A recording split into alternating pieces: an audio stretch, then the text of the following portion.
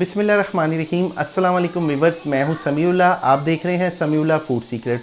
आज हम बना रहे हैं शादियों वाले स्टीम रोस्ट की रेसिपी। अच्छा, इस स्टीम रोस्ट के अंदर बहुत से कमेंट्स आते हैं मुझे स्टीम रोस्ट के हवाले से कि हमारा जो उसके अंदर पानी होता है ना, गोश्त के अंदर वो पानी रह जाता है स्टीम के बाद। तो वो पानी आज मैं आपको ख़त्म करने का तरीका बताऊंगा कि वो पानी आपके स्टीम के अंदर ना आए बाद में, तो बहुत ही खुश्क सा मज़ेदार सा ड्राई सा आपका स्टीम रोस्ट तैयार हो। और इसके अलावा मोहम्मद हफीज़ भट्ट जो कि लाहौर से हमारी वीडियोस देखते हैं, उनको मेरा सलाम, थैंक यू सो मच। तो आइए इसको बनाना स्टार्ट करते हैं। चैनल पे नए हैं, चैनल को सब्सक्राइब कर ले, बेल आइकन को प्रेस कर दें। स्टीम रोस्ट बनाने के लिए यहाँ पे देखें मेरे पास बकरे का गोश्त है। बिस्मिल्लाहिर्रहमानिर्रहीम। तो इसका वेट तकरीबन 1.5 kg है। इसके अंदर सारी रान की बोटियाँ हैं, बड़ी बड़ी बोटियाँ, ये नलियाँ हैं। तो इसकी कटिंग इस तरीके से की हुई है कि नली के साथ कुछ बोटी भी मौजूद है। तो तकरीबन एक पीस का वज़न 300 ग्राम है, बड़े साइज़ के पीस हैं। तो ये देखिए इसी तरह से सारे पीसीस की कटिंग की हुई है। इसके अंदर आप गाय के पीस भी इस्तेमाल कर सकते हैं, मटन भी इस्तेमाल कर सकते हैं। मैं मटन के अंदर बना रहा हूँ। इसके ऊपर हल्की फुल्की फ़ैट है। तो यहाँ पे इसको एक खुले बर्तन में शामिल करेंगे। सबसे पहले हमने इसकी जो पहली मैरिनेशन है वो करनी है। ये बहुत ज़रूरी है स्टीम रोस्ट बनाने के लिए। 1 टेबलस्पून भर के इसके अंदर नमक शामिल करेंगे। नमक से ये होगा कि बोटियाँ अंदर से फीकी नहीं रहेंगी। जैसे हम स्टीम को तोड़ते हैं अंदर से फीका होता है, वो चीज़ नहीं होगी, अंदर से बिल्कुल साल्टी फ्लेवरफुल होगा। और यहाँ पे तकरीबन 3 से 4 टेबलस्पून हमने सिरका अप्लाई करना है। तो सिरका आप किसी भी अच्छी कंपनी का ले सकते हैं। इसके अंदर हमने पानी नहीं ऐड करना। सिरका डाल के हमने 1 बाय 1 एक बोटी का अच्छी तरह मसाज करना है, ताकि बोटी के हर हिस्से पे ये नमक और सिरका लग जाए। तो उससे फिर हमारा जो मीट है ये अंदर से नमकीन हो जाए। इसके अलावा मैंने 4 किलो बीफ स्टीम रोस्ट की रेसिपी शेयर की थी। अगर आप वो देखना चाहते हैं तो रेसिपी का नाम लिखें, beef steam roast by Samiullah लिख के आप सर्च कर सकते हैं। लिंक मैं डिस्क्रिप्शन आई बटन में डाल दूंगा। इसी तरह से सारी बोटियों को नमक और सिरका लगा के हमने तकरीबन 45 मिनट के लिए इसको छोड़ना है। तो 45 मिनट के लिए देखिए मैंने इसको रख दिया था। 45 मिनट के बाद आप इसकी कंडीशन देख सकते हैं, कलर इसका वाइट हो चुका है और इसने जो इसके अंदर एक्स्ट्रा पानी था वो छोड़ दिया है, और जो इसके अंदर ब्लड था वो भी निकल आया। ये आपके सामने है, ये देखिए। तो इसको हमने ये तकरीबन यहाँ पे 2 पानी के साथ अच्छी तरह वॉश करना है। तो वॉश करने के बाद देखिए इसको एक मैंने जाली में डाल लिया है और नीचे मैंने एक बाउल रख दिया ताकि पानी निकल जाए। अभी देखें जब पानी अच्छी तरह निकल जाए तो हमने इसको गरम गरम घी में डालना है और इसको फ्राई करना है। ये मेरे पास कुकिंग ऑयल है, कुकिंग ऑयल में डालना है और यहाँ पे हाई फ्लेम हमने रखना है और हाई फ्लेम पे इसको तकरीबन कलर देना है 5 मिनट के लिए। यहाँ पे हमारा मकसद इसको पकाना नहीं है, गलाना नहीं है, जस्ट हमने इसको कलर देना है। तो तकरीबन हमें कलर देने में इसको 5 से 7 मिनट लगेंगे। फ्लेम आपने हाई रखना है और टेम्परेचर भी ऑयल का हाई होना चाहिए। तो यहाँ पे थोड़ी थोड़ी बोटियाँ डालनी, एकदम से आपने सारी बोटियाँ नहीं डालनी। यहाँ पे देखिए इसको हमने खूबसूरत सा कलर दे दिया है और अभी इसको एक खुले बर्तन में ट्रांसफ़र कर लेंगे और यहाँ पे अच्छी तरह इसको ठंडा कर लेंगे।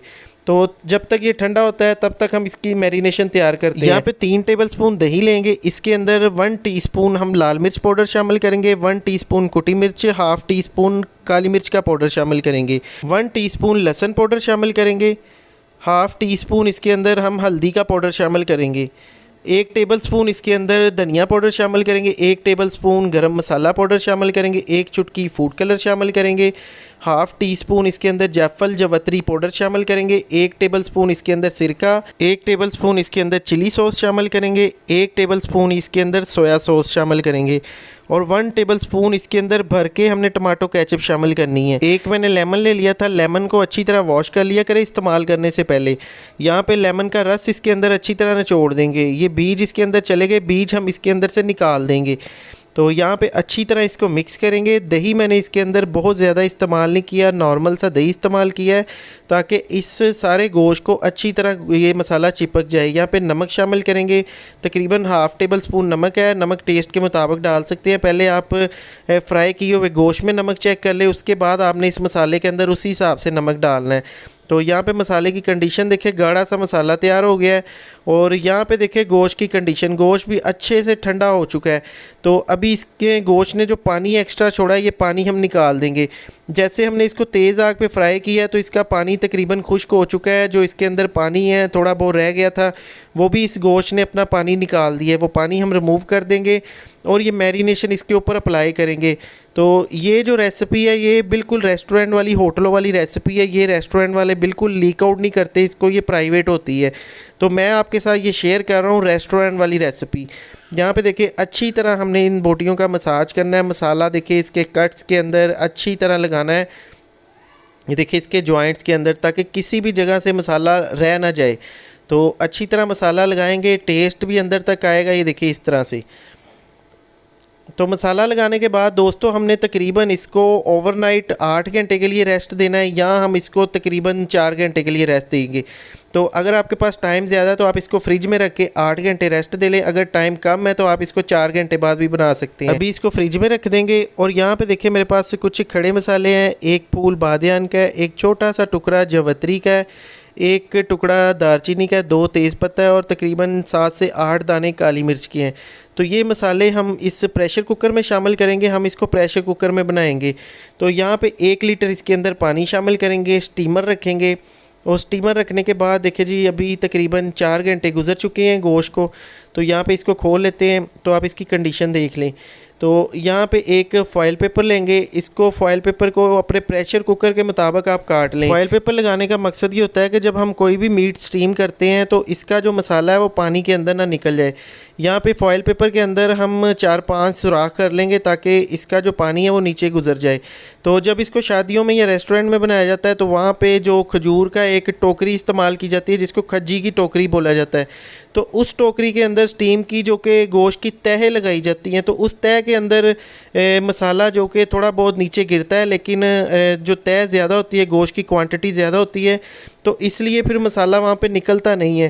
تو اس کو ہم گھر میں بنا رہے ہیں، تو گھر میں بنانے کا پروسیس یہ ہے، اس کے اندر میں نے دیکھے پہلے فائل پیپر لگایا، پھر بٹر پیپر رکھا، اور اس کے اوپر تھوڑی سی چلی فلیکس ڈالیں گے، یہ آپشنل ہے، اور یہاں پہ سفید تل ڈالیں گے، یہ خوبصورتی کے لیے، اور ٹیسٹ اس کا بہت زبردست ہوتا ہے سفید تل کا۔